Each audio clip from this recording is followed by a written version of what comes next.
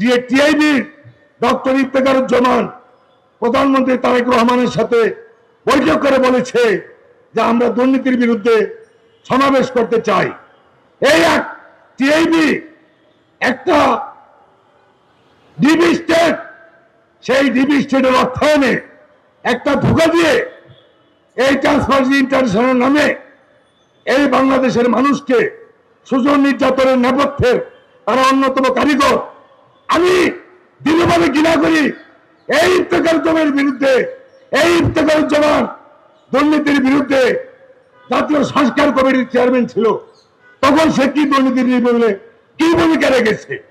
তাই আমি মাননীয় প্রধানমন্ত্রীর উদ্দেশ্যে বলতে চাই, এই ধরনের ধোঁকাবাজ, ওই যে সুজনের বদিউল মজুমদার সিনিয়র বাটপার, এই সিনিয়র বাটপার অবৈধ সরকারের বিগত দিনে কোটি কোটি টাকা আত্মসাৎ করেছে।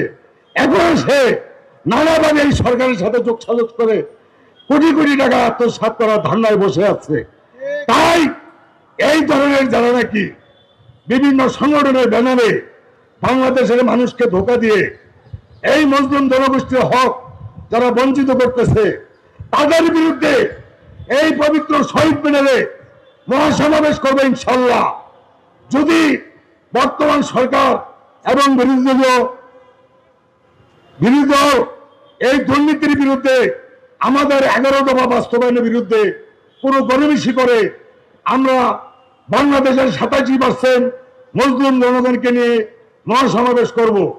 আমরা কোনোভাবেই কোনো দুর্নীতিবাজকে ছাড় দিব না। এটা আমাদের সংবিধানে অধিকার দেওয়া আছে দুর্নীতির বিরুদ্ধে কথা বলা। তাই আমি প্রাণপ্রিয় দেশবাসীর কাছে উদ্যত আহ্বান জানাবো, আমি জীবন দেওয়ার জন্য প্রস্তুত। আপনারা আমার পাশে থাকেন।